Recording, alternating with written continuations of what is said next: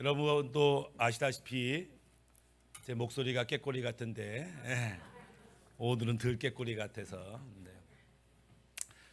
어제 저녁까지 중고등부 수련회가 있었는데 제가 이제 어제 기도 인도하면서 목소리가 많이 쉬었습니다. 감상은 그래도 우리 14명의 학생 가운데 13명이 다 방언을 받았어요. 이제 한 명은 못 받았는지 안 받았는지 확인이 안 되는 게 입을 안 열어. 끝까지 입을 해봐라. 끝까지 입을 안 열어서 받았는지 안 받았는지 확인은 불가. 확인은 불가. 그래서 감사하게 이 하나님의 은혜가 임할 때 간절함이 있으면 은사와 능력이 금방 임해요. 같이 이제 1시간을 기도해도 5분 만에 방언이와 은사가 임하는 아이가 있고, 근데 이제 다 받았어. 꼭 어저께 2명이 시키는 대로 안 하고 막 딴점 펴. 그러면 뭐고 힘든데 또 얘만 못 받으면 또 얼마나 속상할까봐 나만 못 받았어 또 울 거 아니야 집에 가면. 그래서 또 안 되겠다 싶어서 다독거리면서 마지막까지 다 받게 하느라 보다는 내 목이 쉬었습니다. 좋은 결과가 있어서 감사드리고요. 우리가 연예인들이나 유명한 기업가들이 공항에 갈 때가 있고, 그때 기자들이 사진을 찍어요. 그리고 잡지에 실립니다. 누구누구 공항 패션. 그러면은 그의 선글라스가 얼마짜리인지, 시계가 얼마짜리인지, 가방이 얼마짜리인지 도합 수천만 원의 의상과 액세서리를 하고 있다. 수억 원의 옷과 액세서리를 하고 있다. 이러면서 실리죠. 와, 부자구나, 와, 성공했구나, 이렇게 우리가 생각을 하기도 합니다. 세상은 저 사람이 뭘 입었냐에 따라서 성공했구나, 실패했구나, 이렇게 보기도 합니다. 드디어 우리 아들이 의사가를 입었어요. 우리 딸이 판검사가 됐어요. 이게 뭐예요? 성공했다, 성공했다. 가끔 권력자가 협박할 때 너 옷 벗고 싶어? 이런데 옷 벗고 싶어? 벗을까요? 이 옷이 아니죠. 그의 직위, 역할 다 빼앗겠다. 그 옷은 그 사람의 상태를 표현하기도 하고 그 사람의 성공 여부를 또 표현하기도 하는 것을 보게 됩니다. 책 중에 책 제목이 당신이 그들을 알기 전까지 모든 사람은 정상이다, 이런 책 제목이 있어요.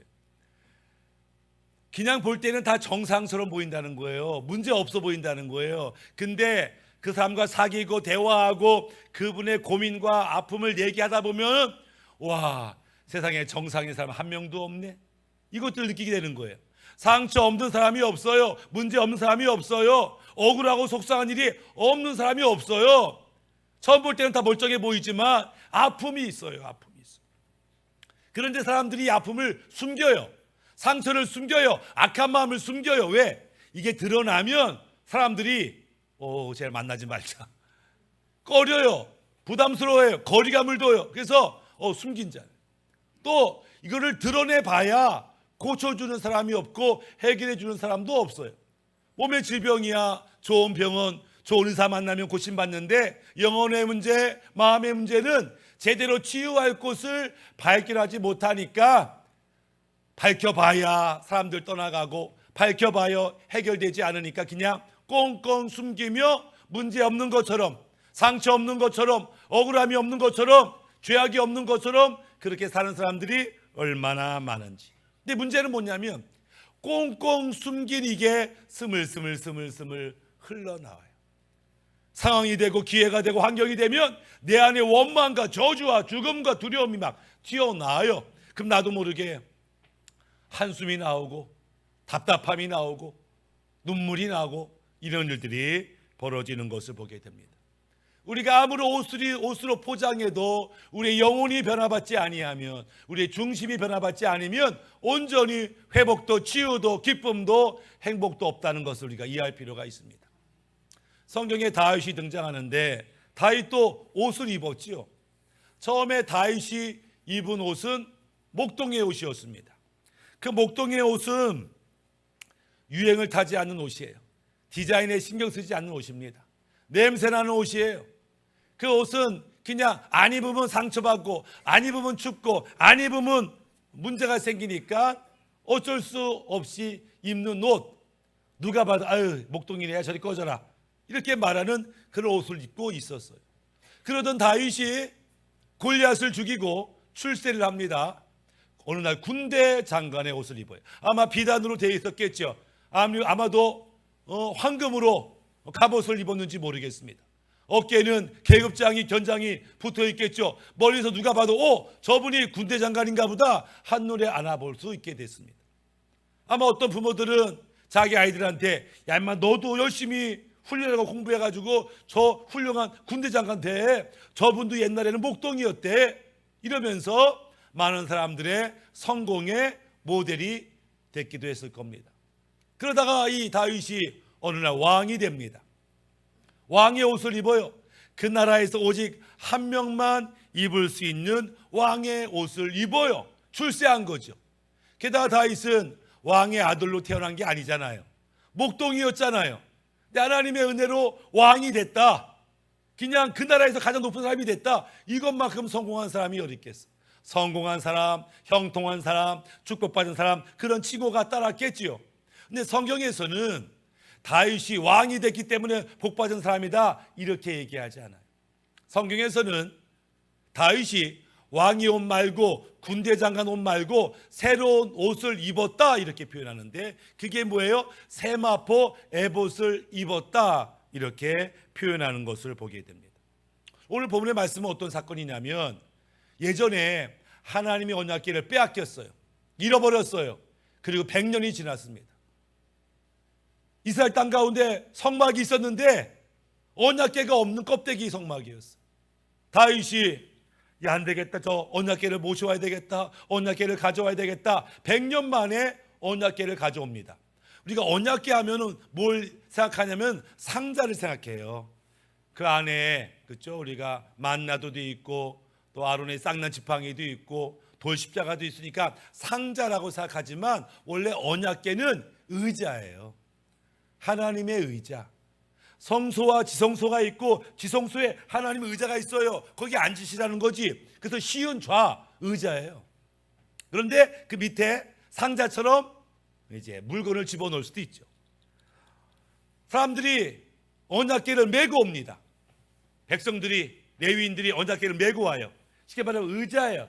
엄밀히 말하면 그 의자에 왕이신 하나님이 앉아 계시고 멀리 100년간 출퇴했다가 임금님이 돌아오듯이 환영하고 노래하고 춤추고 악기하고 다시 너무 기뻐 춤추고 왕이 돌아오신다. 우리 하나님이 돌아오신다. 기뻐하는 장면이 오늘 본문의 장면인데 그때 다윗이 왕복을 입은 게 아니다라고 하는 거예요. 역대상 15장 27절에 다윗과 밑궤를 맨 레위 사람과 노래하는 자와 그의 우두머리 근나냐와 모두 노래하는 자도 다 세마포 겉옷을 입었으니 다윗은 또 에봇을 입었고 다른 사람들이 레위인이 입었다고 치더라도 다윗은 그런 레위 족속이 아닌데 그가 세마포 에봇을 입었다. 원래는 그 제사장이 아니기 때문에 입을 수 없어요. 근데 그 입었어요. 왜? 그는 왕 같은 제사장의 표상이기 때문에 하나님이 일부러 그렇게 입게 하신 것 같아요. 그런 왕이면서도 제사장의 역할을 감당하는 예수님의 또한 표상이기 때문에 그렇게 입힌 것을 보게 됩니다. 그러면 세마포 베옷은 뭐냐? 성경 요한계시록 19장 8절에 그에게 빛나고 깨끗한 세마포 옷을 입도록 허락하셨으니 이 세마포 옷은 성도들의 옳은 행실이로다. 우리가 죽으면 주님 앞에 갈 텐데 주님 앞에 네가 구원받았구나 라고 인정받으면 옷을 한 벌 주는데 그 옷은 세마포 옷을 주더라. 우리가 천국 가서 세마포 옷을 입었다라는 것은 그는 구원받았다는 것이고 영생을 얻었다는 것이고 이 땅 영적 전쟁에서 승리자가 되었다라고 하는 표시로서 옷을 주시는 거죠. 그러니까 우리가 마지막 때 입는 옷은 수의가 아니고 하나님이 주시는 세마포 옷을 입어야 하는 것이죠. 수백만 원짜리 한정판 명품이 아니라 하나님이 예비하신 그 세마포 옷을 입고자 애쓰는 것, 그것이 우리의 신앙생활이라 할 수 있어요. 그럼 어떻게 하면 그 세마포 옷을 입느냐? 지난주에 말씀한 것처럼 영혼 육이 구원을 받아야만 하나님이 기뻐하는 행동과 행실이 가능해요. 그래야만 세마포 옷을 입는 거죠. 먼저는 우리가 영혼육의 구원을 이루어야 한다라고 하는 것입니다. 오늘도 지난주에 이어서, 지난주는 다윗의 영혼육의 구원에 대해 살펴봤다면, 오늘은 지난주가 바울이라면 오늘은 다윗의 영혼육의 구원에 대해서 말씀을 좀 살펴보려고 합니다. 다윗이 성경에 등장하기 시작할 때가 언제냐면은 사무엘 선지자가 그의 집에 찾아오면서부터죠. 사무엘상 16장 13절, 사무엘이 기름불을 취하여 그 형제 중에서 그에게 부었더니 그날 이후로 다윗이 여호와의 신에게 크게 감동되니라. 사무엘이 떠나서 라마로 가니라. 다윗이 성령의 기름 부으심을 받았다, 이것은 그가 하나님을 만났다, 그 영이 구원받았다라고 하는 표현인 거죠. 다윗이 어느 날 성령의 기름 부으심을 받았어요. 그 영이 구원을 받았어요. 영이 구원받자마자 어떤 일이 가능해졌냐면 하나님과 대화가 가능하게 됐어요. 하나님과 육체 인간이 대화할 수가 없었어요. 원래는 하나님의 형상을 닮아서 영적인 존재로 우리를 만들었지만 죄가, 저주가 하나님과 우리 사이에 칸막이 때문에 소통이, 대화가 되지 않았어요. 그런데 우리의 영이 다시 살아남으로 영적인 하나님과 대화, 관계, 소통이 되게 된 것이죠. 그것이 영의 구원을 받은 자들이 첫 번째 하나님과 대화가 된다라고 하는 것입니다. 사무엘하 5장 19절에는 이런 장면이 나오는데, 다윗이 여호와께 여쭈어 이르되 내가 블레셋 사람들에게 올라가리이까 여호와께서 그들을 내 손에 넘기시겠나이까 하니 여호와께 다윗에게 말씀하시되 올라가라, 내가 반드시 블레셋 사람을 내 손에 넘기리라 하신지라. 지금 무슨 얘기하냐면 전쟁이 났어요. 전쟁하는데 다윗이 물어요. 하나님, 이거 전쟁해야 됩니까? 하라. 언제 해야 됩니까? 지금 해라. 언제 공격합니까? 잠시 기다려라. 그러니까 하나님이 하시는 말씀을 듣고 다윗이 명령을 내려요. 마치 하나님이 왕이시고 다윗은 일개 장교 같아요. 이게 어떻게 가능해요? 하나님과 대화가 가능해야 가능하고, 그러려면 우리 영이 구원을 받아야 한다. 영이 구원받아서 하나님의 음성을 듣고 하나님 인도를 받으니까 성경은 뭐라 그래요? 하나님이 다윗이 어디를 가든지 항상 이기게 하시더라. 그는 승리하는 인생을 살게 되었다라고 하는 거예요. 하나님의 음성을 듣고 아직 어디로 가야지, 이제 어디로 가야 다 알게 됐어요. 그러니 형통한 인생을 사는 거죠. 시편 23편의 고백이 가능하게 된 겁니다. 여호와는 나의 목자시니 내게 부족함이 없으리로다. 그가 나를 푸른 초장으로 누이시며 쉴만한 물가로 인도하시는구나. 아멘. 이게 가능하려면 우리 영이 구원받아야 되는 것입니다. 영이 구원받아야 비로소 사람은 행복한 사람이 되는 거예요. 행복은요, 소유의 문제가 아니에요. 얼마나 많은 것을 얻었든지 높은 자리에 올랐든지 그거와 행복은 관계없어요. 높은 자리에 올라가도 자살하고 많이 가져라도 슬플 사람이 많아요. 행복은요, 영혼의 문제, 존재의 문제, 관계의 문제. 신명기 33장 29절에 이스라엘이여 너는 행복한 사람이로다. 왜냐하면 여호와의 구원을 너같이 얻은 백성이 누구냐? 그는 너를 돕는 방패이시오 내 영광의 가리시로다. 하나님이 너 영혼을 구원했고 너를 인도하시니 이제 위험은 피해갈 것이고 형통은 만날 것이고, 그러니 비록 너희가 지금 당장은 광야에 있지만 상황은 좋지 않지만 너는 행복한 사람이야. 성경 그렇게 선언한 것처럼 우리가 영이 구원받았다면 어떻게 알아요? 성령이 아니고서는 그리스도를 주라 할 수 없다. 우리가 진심으로 예수님 나의 왕이고 나의 구원자입니다 라고 말할 수 있으면 그의 영은 구원받았다라고 보시면 되는 거죠. 그런데 우리 영이 구원받아서 행복을 누린다고 끝이 아니에요. 우리는 그 다음 단계 혼의 구원을 이루어야 됩니다. 그런데 영의 구원은 받았어요. 부흥에 가서 받았든지 수련회 가서 받았든지 받았어. 근데 아직 혼의 구원을 이루지 못하는 그 어중간한 상태가 있겠죠. 구원받았다고 기뻐 뛰며 찬양하고 행복한데, 그러나 세상 사람들 눈에 볼 때는 저 인간 엉망처럼 살 수가 있어. 우리가 아이를 키울 때에 엄마 아빠 사랑, 할아버지 할머니 사랑 많이 받아도 천덕꾸러기 아이가 있잖아요. 자기밖에 모르는 아이가 있잖아요. 사랑을 안 받아서가 아니에요. 사랑을 받았지만 예의를, 아직 훈련을, 아직 교육을 받지 못하니까 지멋대로 살아가는 어린 아이가 있는 것처럼, 아무리 영이 구원받아서 나는 행복해요, 나는 너무 좋아요 이래도 세상에서는 천덕꾸러기로 살아가는 성도가 있을 수 있다. 혼이 구원받지 않으면 그렇다라고 하는 거예요. 혼이 구원받고 장성하게 될 때 또 다른 행복을 경험하게 돼요. 엄마가 아기를 안고 있어요. 아기가 보니까 엄마 젖을 먹고 배가 불러요. 따뜻해요. 잠이 와요. 아마 아기가 생각이 있으면 참 행복하다 이렇게 아기가 느낄 거예요. 그러면은 그 아기를 바라보는 엄마는 어떨까요? 엄마는 속상해 죽을까요?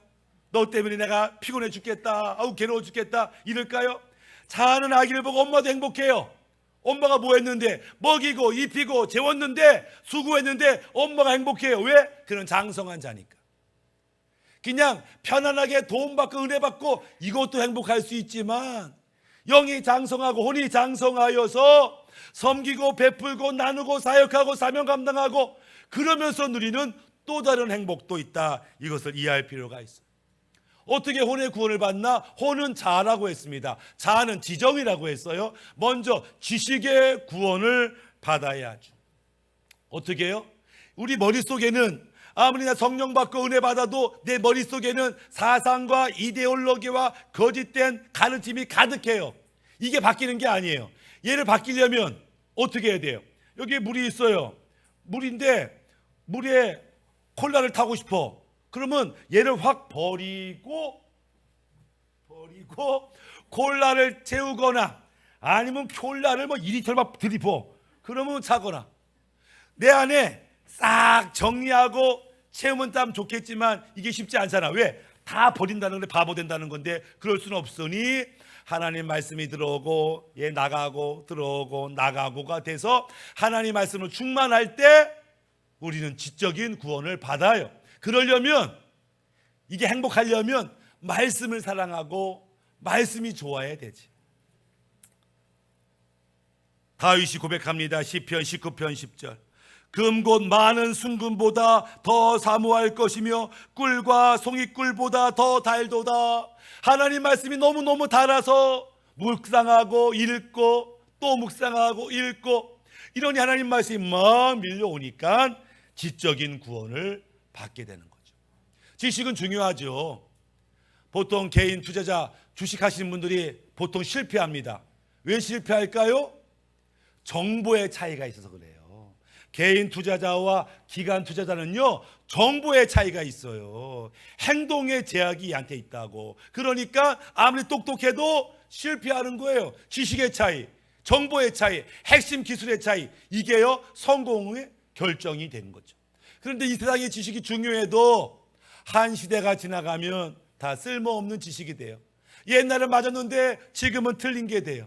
근데 하나님의 지혜의 말씀, 지식의 말씀은 시대가 바뀌어도 변하지 않고 이 생명의 말씀은 누구에게나 영생을, 누구에게나 형통을 가져오는 말씀이기 때문에 하나님 말씀을 사모하고 채우는 것, 그것이 지적인 구원을 가져오는 것이다. 두 번째, 지적인 구원을 이루었으면 그 다음에 감정, 지정의, 감정의 구원도 이루어져. 하나님 말씀을 깨달으면 깨달을수록 아멘, 그랬구나, 그래서 그런 거였구나 알게 되면 기쁨과 감격과 감사가 더 많아지는 것을 보게 됩니다. 그래서 다윗이 말씀을 꿀처럼 사모하니까 그 안에 기쁨도 더 넘쳐요. 하나님을 예배하고 찬양하는 마음이 넘쳐요. 시편 33편 1절에 너의 의인들아 여호와를 즐거워하라. 찬송은 정직한 자들이 마땅히 할 바로다. 수금으로 여호와께 감사하고 열주를 비파로 찬송할지어다. 새 노래로 그를 노래하며 즐거운 소리로 아름답게 열주하다. 그 안에는 기쁨이 가득합니다. 하나님이 마음이 가득해요. 그래서 이 감정의 구원은 뭐냐면 하나님이 기뻐하는 것을 나도 기뻐하고 하나님이 미워하는 것은 나도 미워하는 게 감정이 구원된 상태예요. 하나님은 안 된다, 나는 좋은데 이러면 아직 감정의 구원을 온전히 이루지 못해. 하나님과 내 마음이 이심전심이 돼야 돼. 그래서 마음이 통하는 관계가 될 때 우리는 감정의 구원을 이루었다라고 하는 거예요. 어느 날 다윗이 하나님을 기쁘게 하고 싶은데 뭐가 좋을까? 하나님을 즐겁게 하고 싶은데 뭐가 좋을까? 보다가 눈에 들어온 게 뭐예요? 성막이 눈에 들어왔네. 나는 백향목 왕궁에 거하는데 우리 하나님은 초라한 저 성막에 거하다니 이게 말이 되냐? 내가 황금으로 성전을 지으리라. 하나님도 기뻐하시겠지? 최선을 다해서 막 재물을 모으려는데 하나님이 안 된다. 너는 성전 못 져. 왜요? 너는 네 손에 군인이었을 때 너무나 많은 사람을 죽였잖아. 피가 있잖아. 그 손으로 어떻게 하나님의 성전을 짓겠냐? 안 된다. 이렇게 말하니까 다윗이 얼마나 상심했는지. 하나님의 기쁨이 되고 싶었는데 내가 너무나 많은 사람을 죽였기 때문에 성전을 지을 수 없다는 것이 너무나 마음이 아팠어요. 그런데 하나님이 다윗이 상심한 것을 보시고 이어서 말씀하십니다. 너는 성전을 못 져. 하지만 네 아들이 지을 거야. 뿐만 아니라 하나님이 다윗의 여러 가지 축복의 말씀을 합니다. 내가 이제부터 너의 원수를 다 제거할 것이고 너의 이름을 위대하게 만들 것이며 너의 가문을 견고하게 세울 것이며 네 후손 대대로 왕위가 끊어지지 않게 할 것이다. 이런 언약의 말씀 막 주는 거예요. 성전을 짓지도 않았는데. 그러니까 다윗이 사무엘하 7장 18절에 다윗 왕이 여호와 앞에 들어가 앉아서 이르되 주 여호와여 내가 누구이오며 내 집이 무엇이기에 나를 여기까지 이르게 하셨나이까? 내가 뭐라고 날 이렇게 생각하시고 사랑하십니까? 내가 몸둘 바를 모르겠습니다. 이렇게 말해요. 다윗이 마음만 드렸어요. 그냥 하고 싶다라는 표현만 했어요. 근데 그 마음에 감동을 받은 거예요. 감동을 받은 거예요. 네가 나를 이렇게 생각하는구나. 그거 아셨거든요. 제가 2부 예배 들렸다 왔더니 또 민지가 뭘 줘 봤더니 몽골에서 사온 과자 하나 주더라고. 몽골 잘 갔다 왔어요 목사님, 기도해 감사합니다라는 의미로 그런 의미로 애따 먹어라 하나 주더라고. 지금 네가 나를 생각하는구나. 그래서 받았죠. 예. 누가 나를 생각하면, 나를 기억하면, 날 위해 기도한다면 우리가 기쁘잖아요. 그러니까 하나님이 아는 거예요. 다윗이 저렇게 나를 생각하는 거야. 성전 안 줘도 괜찮아. 네가 특별히 뭐 안 해도 괜찮아. 네 마음에 내가 있으면, 내 마음에 네가 있으면 그것으로 충분하다라고 하는 이 감정의 구원에 다윗이 도달하게 되는 거죠. 그러니 하나님의 뜻을 따라 기쁨으로 섬기니 그의 의지가 저절로 되는 거예요. 하나님이 기뻐하는 것 아멘 하죠. 하나님이 싫은 것 안 됩니다, 못합니다. 이러니까 의지의 결단이 어렵지 않아요. 왜 우리가 자기를 볼 때 참 목사님 저는요 의지가 약해요. 왜 약할까요? 이게 얼마나 중요한 문제인지 모르면 약해요. 이게 하나님의 뜻이라는 걸 제대로 모르면 의지가 약해요. 나의 왕은 하나님이다. 이것이 굳건하지 않으면 의지는 약하고 변명과 핑계가 난무하게 되는 것이죠. 어느 날 다윗이 사울 왕에게 쫓겨갔을 때 동굴에 숨었어요. 벌벌벌 숨 떨고 있는데 갑자기 사울 왕이 이놈의 다 너희 어디 있는 거야? 피곤해 죽겠네. 좀 한 시간 쉬어야 되겠다라고 동굴 찾아 쉬는데 그 동굴에 다윗과 다윗의 신하들이 숨어있는 동굴이야. 신하들이 몰래 말합니다. 다윗 한 번에 죽여. 한 창에 죽여. 그럼 네가 왕 되는 거야. 다윗이 뭐라고 그래요? 하나님이 기뻐하고 하나님이 기름 부은 자를 내가 해할 수 없다. 하나님의 뜻이 아닌데 내가 어떻게 하냐? 쉬운 길 가지 않겠다. 내가 비록 인생을 돌아가고 어려운 길이 뻔히 보여도 나는 말씀대로 할 거야. 믿음대로 할 거야. 바로 그 모습, 그것이 의지까지도 구원받은 자의 모습인 것들을 보게 됩니다. 영이 구원받고 혼이 구원받아야 이 땅에서 형통의 삶을 누리게 되는 거죠. 제가 러시아에 있을 때에 한 선교사님이 오래 그곳에 계셔서 어느 날 러시아 시민권을 얻게 됐습니다. 다른 선교사님들은 다 영주권까지 얻었는데 이분은 시민권을 얻었어요. 아마 시민권을 얻어야 자기 이름으로 건물도 사고 교회도 짓고 뭐 하니까 시민권을 얻었지요. 시민권을 얻고 나서 며칠 지나지 않았는데 손님이 찾아왔어요. 과거로 말하면 KGB, 지금으로 말하면 FSB가 찾아왔습니다. 너 한국이지만 러시아 사람 됐지? 이제 러시아 국민이지? 러시아를 위해 살아야 되겠지? 너 한국 가면은 이런 정보를 얻어와.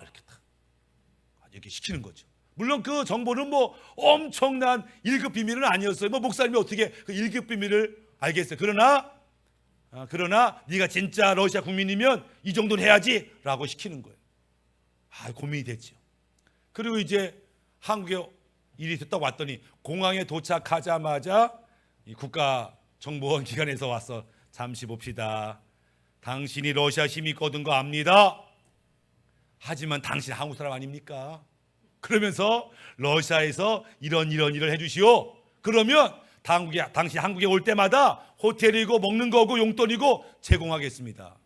한마디로 말하면 이중간첩 대라 라고 양쪽에서 연락이 온 거예요.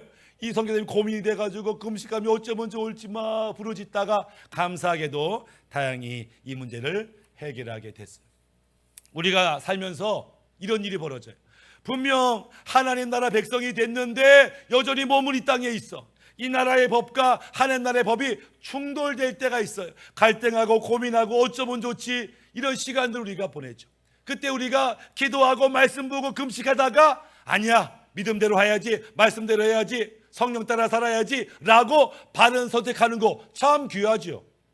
쉽지 않지만 말씀대로 믿음대로 기도 가운데 바른 선택하는 거 참 귀하죠. 귀하지만 충분하진 않아요. 왜요? 왜 우리가 이 하나님 뜻과 세상의 뜻이 만날 때 우리가 왜 고민하냐고요? 아직은 그 중간에 있기 때문에 그래요. 우리가 수십 년 동안 세상의 법칙대로 살아왔기 때문에 가만히 있으면요 세상 따라갑니다. 근데 이제 말씀을 알았어요. 은혜를 알았어요. 근데 이게 갈등이 되는 거예요. 우리는 더 나아가서 거룩한 영적인 습관이 몸에 배야 돼. 그래서 이제는 과거에는 일요일 날인데 교회 갈까 말까, 기도할까 말까 이런 고민을 하잖아요. 초신자들이 밥 먹을 때 기도할까 말까, 아버지 하나님 감사합니다 할렐루야 어떻게 너는 왜 교회를 2초 만에 끝내냐 이렇게 이제 질문을 하잖아. 처음에는 눈치 보인다고 이게 엄청 고민이라고 기도할까 말까. 그런데 이게 거룩한 습관이 되면 누가 보든 안 보든 기도하게 되는 것이고 누가 보든 안 보든 순종하게 되는 그 수준에 이르러야 되는 거죠. 그것은 혼의 구원을 이룬 자가 거룩한 영적 습관을 우리 몸에 갖게 되고 세상과 구별되는 인생을 살게 되는 거예요. 근데 우리의 혼의 구원의 목표가 있는데 그게 뭐예요? 예수님 그리스도의 장성한 분량에까지 이르는 것이 우리의 목표다. 여러분의 목표는 옆교회 집사님이 아니에요. 옆집 아줌마, 못된 불신자 아줌마가 비교 대상이 아니에요. 여러분의 비교 대상은 예수님이에요. 예수님 어떻게 하실까? 내가 예수님이라면, 예수님이 나라면 어떻게 하실까? 고민해보고 예수님처럼 말하고 행동할 수 있기를 바라는 거죠. 불가능한 게 아닌 것은 예수님 뭐라고 그래요? 내가 떠나면 내가 한 것을 너도 할 수 있고 이거보다 큰 일도 네가 할 수 있어. 불가능한 거 아니야 라고 말씀하셨다면 우리가 영혼육의 구원을 이루어 주님처럼 하나님을 기쁘게 하는 존재가 되어야 한다라고 하는 것입니다. 말씀을 마무리하면 이 땅에서는 좋은 옷, 좋은 차, 좋은 집 그것이 목표지만 우리의 진짜 목표는 주님 앞에 갔을 때 세마포 옷을 하사받고 착하고 충성된 종아 인정받는 거죠. 그러려면 영혼육의 구원을 받고 하나님 기뻐하는 행동을 통해서 열매를 맺는 것입니다. 부디 이 은혜가 우리 모두에게 있기를 예수님의 이름으로 축복합니다. 아멘.